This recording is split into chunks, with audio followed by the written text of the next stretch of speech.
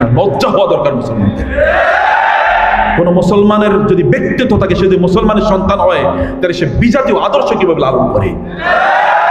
অন্ধকার থেকে আমাদেরকে বের করার জন্য যিনি এসেছেন, একটা আলোকোজ্জ্বল সমাজ আমাদেরকে দিয়েছেন, যার গোটা জীবন আলোয় ভর্তি, সফলতায় ভর্তি, গোটা পৃথিবীর মানুষ তার জন্য প্রশংসায় উন্মুখ হয়ে আছেন। এই পৃথিবীর সবচেয়ে সফল মানুষ। My ranking of Muhammad to lead the list of the most influential and successful man on earth may surprise many, may be questioned by many of my friends, but he's the only man most successful and supremely successful in the history of humanity on both secular and religious ground. খ্রিস্টানরা পর্যন্ত বলেছে তার চেয়ে সফল মানুষ এই পৃথিবীতে নাই। তিনি দুনিয়া এবং দিন এর দৃষ্টিতে তার চেয়ে সফল কেউ হতেই পারে না। এরকম একজন সফল মানুষকে রেখে আপনি যান কই? আপনি অন্ধকারের কীটদের অনুসরণ করছেন আর আলোর পতাকা বাহীকে আপনি ইগনোর করছেন। দুর্ভাগ্য। যাদেরকে আমরা সেলিব্রিটি হিসেবে, যাদেরকে আদর্শ হিসেবে গ্রহণ করি, আল্লাহর জমিন এদের চেয়ে খারাপ মানুষ একটাও নাই, কিন্তু তারাই এই সকল লোকদের আদর্শ, তাই না? ফেরেশতা যদি কারো উপর কার্স করে, ফেরেশতা যদি কারো উপর যদি অভিশাপ করে থাকে যে এই সকল লোকেরা, কিন্তু তাদেরকে আমরা আদর্শ হিসেবে গ্রহণ করি, আবার তাদের জন্য আমরা কাঁদিও। আছে কিনা কান্না? আহা, তিনি আবার ফিরবেন, তার আদর্শ আবার পৃথিবীতে, আবার বাংলাদেশে ছড়িয়ে পড়বে, না কি বলেন? এরকমই তো স্বপ্ন দেখে, স্বপ্ন ঘুমিয়ে স্বপ্ন দেখে না, জায়গা স্বপ্ন দেখে কে জানে। হ্যাঁ, ইনশাআল্লাহ সেই বাংলাদেশ আর ফিরে আসবেন, ইনশাআল্লাহ সেই বাংলাদেশ আর ফিরে আসবেন। এটা একটা ভিন্ন বাংলাদেশ। এই বাংলাদেশে এখন যাদের হাতে, তাদের মাধ্যমে গোটা পৃথিবী পরিবর্তিত হয়েছে এবং আবারও পরিবর্তিত হবে ইনশাআল্লাহ। অতএব এই ক্যাম্পাস তাওহীদের ক্যাম্পাস, এই ক্যাম্পাস রাসূলের আদর্শের ক্যাম্পাস। দুর্বৃত্তর অথবা অন্ধকারের কীটদের এই ক্যাম্পাসে জায়গা হতে পারে না, এবং তাদেরকে অবশ্যই আলোর পথের যাত্রী হতেই হবে। আমরা তাদেরকে সসম্মানে ডাকছি, তোমরা আলোর পথের যাত্রী হও, অন্ধকারের কীট হয়ে যেও না, আলোর পথে ফিরে আসো। আমরা তোমাদের কল্যাণ চাই। We love you for Islam, we love you for Allah and the Messenger. আমরা তোমাদেরকে ভালোবাসি, কিন্তু তোমরা অন্ধকারে পথ বাড়াইও না। শয়তান ইজ দেয়ার। শয়তান এখানে মানুষকে ছিনিয়ে নেওয়ার জন্য শয়তান আছে, কিন্তু শয়তানের পথে যেন আমরা আমাদের নিজেদেরকে যেন নিয়ে না যাই। আপনার ব্যক্তিত্ব আছে, আপনার বিবেক আছে, আপনার সম্মান আছে, আত্মমর্যাদা আছে, আপনার গৌরব আছে, আপনার ইতিহাস আছে, আপনার ঐতিহ্য আছে। You are the best nation. আপনি শ্রেষ্ঠতম জাতি। এই গোটা মানব জাতি আপনাদের হাত ধরে আলোকিত হয়েছে। যখন ইউরোপের লোকেরা পর্যন্ত জানতো না সভ্যতা কাকে বলে, তারা নগরায়ন কাকে বলে, সিভিলাইজেশন কাকে বলে, সায়েন্স কাকে বলে, টেকনোলজি কাকে বলে, মেডিকেল সায়েন্স কাকে বলে, হসপিটাল ম্যানেজমেন্ট কাকে বলে, চিকিৎসা কিভাবে করতে হয় তারা জানতো না। এমনকি তারা জানতো না কিভাবে উন্নত জীবনযাপন করতে হয়, তারা জানতো না টয়লেটে কিভাবে গিয়ে নিজকে পরিষ্কার পরিচ্ছন্ন করতে হয়, তারা জানতো না কিভাবে উন্নতভাবে রান্না বান্না করে খেতে হয়, তারা জানতো না কিভাবে স্ত্রীর সাথে আচরণ করতে হয়, স্বামীর সাথে আচরণ করতে হয় এবং অন্যদের সাথে আচরণ করতে হয়, জানতো না। এই সকল লোকদেরকে যারা সভ্যতা শিখিয়েছে, তোমরা তাদের কাছে যাও সভ্যতা শিখতে। আমরা যে সিভিলাইজিং নেশন, আল্লাহ তাআলা আমাদেরকে পাঠিয়েছেন, কুনতুম খায়রা উম্মাতিন উখরিজাত লিন-নাস, তোমরা শ্রেষ্ঠতম জাতি। মানুষকে অন্ধকার থেকে আলোর পথে নিয়ে আসার জন্য, জাহান্নাম থেকে জান্নাতের পথে নিয়ে আসার জন্য, অসভ্যতা থেকে সভ্যতার পথে নিয়ে আসার জন্য, অজ্ঞান থেকে জ্ঞানের পথে নিয়ে আসার জন্য তোমাদেরকে আমি তৈরি করেছি, তোমাদেরকে আমি সৃষ্টি করেছি, তোমাদেরকে অ্যাসাইনমেন্ট দিয়েছি। আল্লাহ সুবহানাহু বলছেন আপনারা তার জাতি, আপনারা সেই জাতি যে জাতি গোটা পৃথিবীকে আলোর মশাল দিয়ে গোটা পৃথিবীকে আলোকিত করেছিল। যখন এই পৃথিবীর মানুষরা তারা জানতো না কিভাবে চিকিৎসা করতে হয়, তখন ইবনে সিনারা তখন আলোর মশাল নিয়ে এসেছেন, বলেছেন না এমন কোনো রোগ নাই যে রোগের ঔষধ আল্লাহ তাআলা নাজিল করেন নাই। এবং তিনি ক্যানন অফ মেডিসিন এটা লিখে তারপরে গোটা পৃথিবীকে তিনি দিয়ে দিয়েছেন, যাও এটা নিয়ে যাও, এভাবে তোমরা পড়ো, এভাবে মেডিকেল সায়েন্সকে তোমরা ডেভেলপ করো। Come to the Quran, come to Islam. ইসলামকে পালন করার জন্য এলিট ক্লাসের লোক হওয়া লাগে, মনটা এলিট হওয়া লাগে। দুর্বৃত্তদের জীবন ব্যবস্থা ইসলাম নয়। অতএব আপনি রুচিবান মানুষ হলে তো আপনি এখানে আসবেন। জাস্ট চেঞ্জ ইউর রুচি। আপনার রুচিকে কেবল পরিবর্তন করেন। যারা ইসলাম মানে তাদের লাইফস্টাইলের দিকে তাকান, আর যারা মানে না এরা দেখেন লাল পানির মধ্যে নিজের সুখ খুঁজে পায়।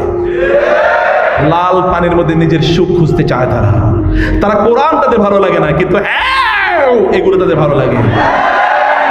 তথাকথিত গান যত বেশি চিৎকার করতে পারে তত নাকি তার ভালো লাগে। ওর হৃদয় পয়সা গেছে, রুচি নষ্ট হয়ে গেছে, ডাস্টবিনের রুচি তৈরি হয়েছে। এই রুচি পরিবর্তন করে যদি তুমি মানুষ হতে চাও, তোমাকে আল্লাহ মানুষ বানাবেন।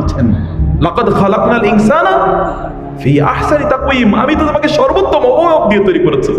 আমি তোমাকে এমন বানাইছি যে আমি ফেরেশতাদেরকে দিয়ে তোমাদেরকে, তোমাদের পূর্বপুরুষকে, তোমাদের পিতাকে আমি সেজদা করিয়ে নিয়েছি। তুমি তো এমন মানুষ, তুমি শয়তানের পিছনে কেন ঘুরো? আমি তোমাকে শ্রেষ্ঠতম মানুষ বানিয়েছি। ও তো শয়তান হয়েছে তোমাকে তোমার বাপ দাদার সেজদা না করার কারণে। অতএব তোমরা সেই জাতি, তোমরা সেই জাতি, আমরা সেই জাতি। সেই জাতি হিসেবে আল্লাহ তাআলা আমাদেরকে তৈরি করেছেন। সেই জাতি হিসেবে আল্লাহ তাআলা আপনাকে এবং আমাকে মর্যাদা দিয়েছেন। কুনতুম খায়রা উম্মাতিন ওয়া কাযালিকা জাআলনাকুম উম্মাতাও ওয়াসাতা। আমি তোমাদেরকে শ্রেষ্ঠতম জাতি বানিয়েছি। প্রিয় ভাই, এটা আপনাদের কাজ। এই ক্যাম্পাস সহ যেখানে ইসলামের পতাকা একবার উড্ডীন হয়েছে, যেখানে ইসলামের পতাকা উড্ডীন হয়েছে, সেখান থেকে ইসলামের পতাকা কোনোদিন অবনমিত হয় না। জাফর সাদেকের কথা আপনি জানেন না? জাফর ইবনে আবি তালেব যুদ্ধের ময়দানে তার হাত যখন কেটে ফেলা হলো, তখন তিনি পা দিয়ে ইসলামের পতাকাকে উড্ডীন রেখেছিলেন। যখন পা কেটে ফেলা হয়েছে, তখন মুখ দিয়ে ইসলামের পতাকা উড্ডীন করে রেখেছিলেন। এবং যখন তার মুখ, তার ঘাড় যখন আলাদা করে ফেলা হয়, তখনও তার ঘাড় এমন ভাবে ছিল যে ইসলামের পতাকা ওইখান থেকে এক ফোঁটাও তিনি নামানোর বরং তখন ইসলামের পতাকা পথ করে উঠছে।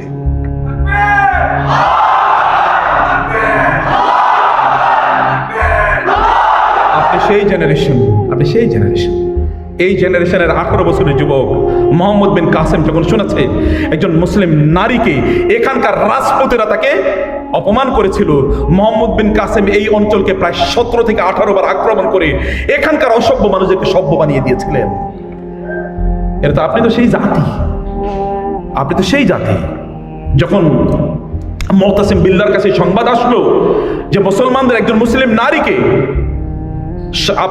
রোমান সম্রাট এর অধীনস্থ একজন, সেখানকার একজন সৈন্য তাকে ধরে নিয়ে গেছে, অথবা রোমান সম্রাটের নিকটস্থ কেউ ধরে নিয়ে গেছে, এবং সেই নারী বলেছে, ওয়া মুতাসিম, তুমি কোথায়? তোমার মুসলিম বোনের ইজ্জত লুণ্ঠন করার জন্য ওরা উদ্যত হয়েছে। মুতাসিম বলেন, আমি আছি হে প্রিয় বোন, তুমি সাক্ষী তো, আমি আছি। তিনি সৈন্যবাহিনী থেকে বলেন, রেডি হও, এবং তিনি বলেন, এই যুদ্ধে আমি নেতৃত্ব দেব। আমার মুসলিম বোনের সামনে হাত তোলার, তার দিকে হাত বাড়ানোর যে স্পটটা, ওই হাতগুলো সব আমি ধ্বংস করে দেব। এবং তাই করেছে, ওরা আত্মসমর্পণ করতে বাধ্য হয়েছে। একজন মুসলিমকে ধরে নিয়ে গেছে মুআবিয়া রাদিয়াল্লাহু তাআলার সময়, রোমান সম্রাটের একজন লোক মুআবিয়া রাদিয়াল্লাহু তাআলা পাঠালেন, যাও ওরে যেখানে পাও সেখান থেকে ধরে নিয়ে আসো। তারা ধরে নিয়ে আসলো, তাকে সামনে নিয়ে আসলো মুআবিয়া রাদিয়াল্লাহু তাআলার কাছে। মুআবিয়া রাদিয়াল্লাহু তাআলা বললেন, তোমাকে আমি চাইলে তোমাকে আমি হত্যা করতে পারতাম, তোমাকে হত্যা করতে চাই না। তোমার মাধ্যমে মেসেজ পৌঁছে দিতে চাই, কোন মুসলমানের বিরুদ্ধে কেউ যদি হাত তোলে, পৃথিবীর যেই প্রান্তেই থাকুক না কেন, আমার লোকেরা তাকে ছো মেরে নিয়ে আসবে, আমাদের সামনে নিয়ে আসবে, প্রয়োজনে তাকে শুলে চড়িয়ে আমরা হত্যা করতে পারি। কোথাও টিকতে পারবে না, পালিয়ে কোথাও থাকতে পারবে না, আমরা তাকে সেখান থেকে নিয়ে আসতে পারি। এটুকু ক্ষমতা আমরা রাখি। এটা তো আপনাদের আত্মগৌরব, আত্মমর্যাদা। আপনারা সেই জাতি, সিংহের জাতি। আপনারা আপনাদের পূর্বপুরুষদেরকে দেখলে শয়তানও আরেক রাস্তা দিয়ে পালায়, আর বাংলাদেশের শয়তান তো বহুত পরের কথা। মিয়া, ওই শয়তান, রিয়েল শয়তানই আরেক জায়গা দিয়ে পালায়। ইয়া Omar, what happened to you? শয়তান আপনি দেখলে আরেক রাস্তা দিয়ে যায়, ঘটনা কি? আপনারা তো সেই ওমরের বংশধর, এই রক্ত আছেন আপনাদের শরীরে। ওই শয়তান যদি পালায়, তাহলে এখানকার শয়তান কি থাকতে পারে নাকি? কত শয়তান পালে, কই আছে তার কোনো খবরও নাই। এখন মাঝে মাঝে কি করে, ফেসবুকে আইসা তাও চেহারা দেখায় না। চেহারাটা যে কেমন হয়েছে আল্লাহ তাআলাই ভালো জানে। একটু দেখতে চাইছিলাম যে কেমন দেখা যায়। এখন মাঝে মাঝে ওইখানে আসে, লজ্জাও নাই, সেইম এদের জন্য, রিগ্রেটও নাই, এবং শয়তানের চরিত্র। আচ্ছা, গত এই বিলিয়ন বছর জুড়ে শয়তান কি কোনোদিন বলছে আল্লাহ সরি, মাফ করে দিও? কইছে কোনোদিন? কইছে? তাইলে সরি না বলে এটা কার কাম? শয়তানের কাম, শয়তানের অনুসারীদের কাম এটা। Regret and come back to real life. অন্যায় করেছেন, ফিরে আসেন ভালো জীবনে, ভালো হয়ে যান। আপনি you can become Adam or the generation of Adam, the posterity of Adam. আদমের মতো হতে পারেন, আদমের বংশধর। ভুল তিনি করেছেন, তিনি বলেছেন রব্বানা যালামনা আনফুসানা ওয়া ইল্লাম তাগফির লানা ওয়া তারহামনা লানাকুনান্না মিনাল খাসিরিন। আর শয়তানকে যখন বলা হলো তুমি সিজদা করলে না কেন, বলে আমার অপরাধ কি আমি আজ পর্যন্ত বুঝতে পারলাম না, আমার কি অপরাধ ছিল। শয়তান তো এখন এই কথাই কয়, আমার কি অপরাধ ছিল। আমারে খালাকতানি মিন নার ওয়া খালাকতাহু মিন তিন, তারে বানাইলেন মাটি দিয়ে আর আমারে বানাইলেন কি দিয়ে, আগুন দিয়ে। তা আমার কি অপরাধ ছিল, আমার কি দোষ ছিল, আমি কি দোষ করছি, কোনো দোষ আমি করি নাই। প্রিয় ভাইরা, আপনাদের এটা আলোকিত ক্যাম্পাস হওয়া দরকার ইনশাআল্লাহ।